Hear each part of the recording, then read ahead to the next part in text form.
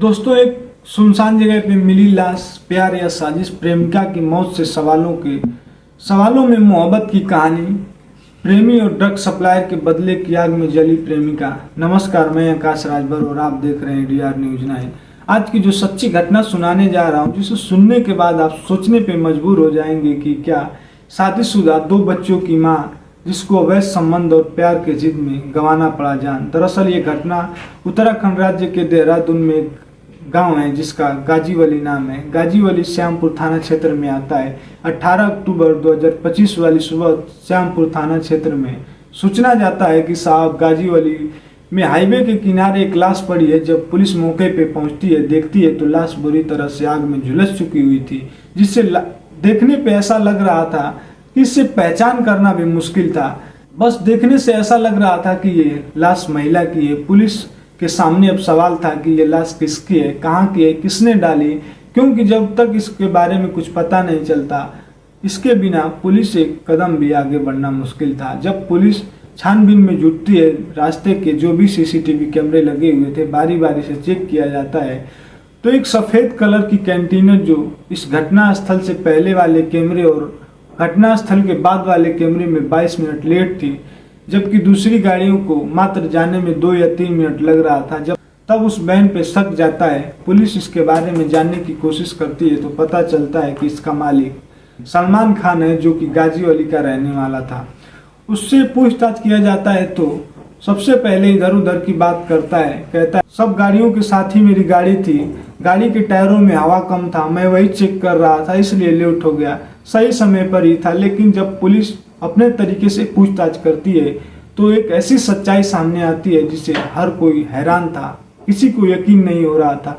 दरअसल सलमान खान सऊदी अरब में रहता था। सऊदी से वापस इसी साल के शुरुआती महीने में आया था। उसके पास अच्छा खासा पैसा था। वो गांव के बगल एक गांव है लक्ष्मीपुर, वहां पे जमीन लेकर घर बनवाता है। वहीं बगल में रहने वाली सीमा खातून से आते जाते बात हो जाता था। जब वो नए घर में रहने के लिए आता है तो सीमा से कुछ ज़्यादा ही संपर्क हो जाता है, जिससे दोनों में मोबाइल नंबर एक्सचेंज होता है और धीरे धीरे बात करना चालू कर देते हैं। बात कुछ इस कदर आगे बढ़ता है कि दोनों को प्यार हो जाता है और प्यार के कुछ ही दिन समय हुआ था। सीमा कहती है कि तुमसे बात करने का मन कर रहा है, तो सलमान कहता है कि बात ही तो हो रहा है। सीमा कहती है बात तो हो रहा है, लेकिन मोबाइल फोन पे हम तुम्हारे पास बैठकर बात करना चाहती हूँ, तुम्हें जी भर के देखना चाहती हूँ। सीमा कहती है घर पे कोई नहीं है, पति बाहर गए हैं और बच्चे स्कूल गए हैं, तुम आ जाओ। सलमान मौका पाते ही चला जाता है और बस दोनों की पहली मुलाकात होती है। तो पहली ही मुलाकात में दोनों संबंध बना लेते हैं। तब से सीमा दीवानी हो जाती है सलमान की। जैसे जैसे समय आगे बढ़ता है, जब भी मौका मिलता था दोनों संबंध बना लेते थे। जब भी सीमा को पैसे की जरूरत पड़ती थी तो सलमान देता था। एक दिन सलमान सीमा को कहता है कि आज हमारा रिश्ता पक्का हो गया है, हम जल्दी शादी करने वाले हैं।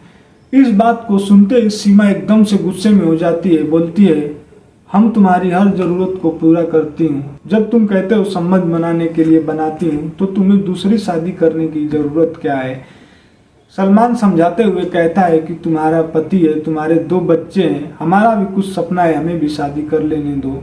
लेकिन सीमा फिर से डांट कर कहती है हमारे रहते हुए तुम्हें दूसरी शादी करने की जरूरत नहीं है। लेकिन इधर सीमा परेशान थी कि अगर इसका शादी हो गया तो मैं तो किधर की भी नहीं रहूंगी। उसने अपने एक पड़ोसी सहेली, जिसका नाम मेहरुनिसा है, उससे जाकर ये पूरी कहानी सुनाती है। कहती है तुम ही कोई रास्ता निकालो। मेहरुनिसा जो सीमा की सहेली थी, दरअसल वो एक ड्रग सप्लायर थी जिसका बेटा ड्रग्स के मामले में जेल में बंद था, जो कि गांव के ही किसी व्यक्ति के तहरीर पे वो जेल में बंद था। मेहरुनिसा को इससे अच्छा मौका नहीं मिलता उससे बदला लेने का। दरअसल वो मेहरुनिसा को लग रहा था कि घर वाले की वजह से उसका बेटा जेल में बंद है। मेहरुनिसा कहती है कि तुरंत तुम सलमान को फोन लगाओ और कह दो, उसे साफ साफ भाषा में कह दो कि उसे शादी नहीं करनी है। तब फोन लगाने पे सलमान फोन नहीं रिसीव कर रहा था। 2-3 बार लगाया गया, फोन नहीं उठाया। तब दोनों मेहरुनिसा कहती है उसके पास चलो और आज फैसला कर लो, नहीं तो तुम कहीं की नहीं रहोगी। सलमान अपने कंटेनर साफ सफाई कर रहा था लोडिंग पर ले जाने के लिए। दोनों वहाँ पहुँच जाते हैं। सीमा पास जाते ही कहती है, तुम्हारी हिम्मत कैसे हुई दूसरी शादी करने के लिए। सलमान कहता है, ठीक है अभी तुम यहाँ से जाओ, बाद में आराम से बात कर लेंगे। लेकिन सीमा गुस्से में लाल सलमान के परिवार वालों को गालियां देने लगती है, यहाँ तक कि उस पर हाथ उठा देती है। तब सलमान को गुस्सा आता है और वो भी हाथ उठा देता है। दोनों में हाथापाई हो जाती है। तभी बगल में खड़ी बदले की आग में मेहरुनिसा कहती है कि सलमान आज तुम खेल ही खत्म कर डालो, ना रहेगा बांस और ना बाजेगी बांसुरी। सीमा के गले में जो चुनरी था उससे गला दबाने लगता है और मेहरुनिसा उसका पैर पकड़ लेती है। 17 अक्टूबर 2025 को गला दबा के मौत के घाट उतार देते हैं और हत्या को छुपाने के लिए अपने कंटेनर में लाश को रख के मेहरुनिसा और सलमान दोनों लोग देहरादून हाईवे पर चल देते हैं। लेकिन आगे कुछ जाके मेहरुनिसा को गाड़ी से उतार देता है, कहता है तुम घर जाओ, मैं इस लाश को ठिकाने लगा दूंगा।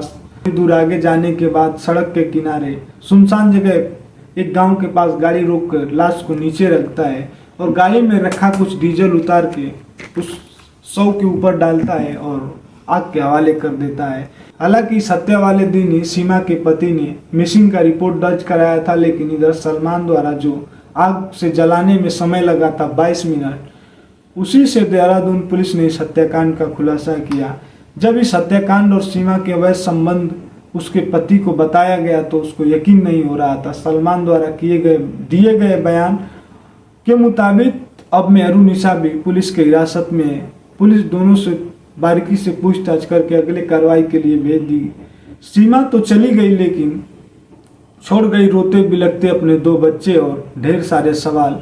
तो दोस्तों, मेरा आप लोगों से निवेदन है कि कोई भी कदम उठाने से पहले उसके अंजाम के बारे में जरूर सोच लें कि आखिर इसका अंजाम क्या होगा, तब कोई कदम उठाएं। ये कहानी आपको कैसी लगी कमेंट बॉक्स में कमेंट करके जरूर हमें बताएं।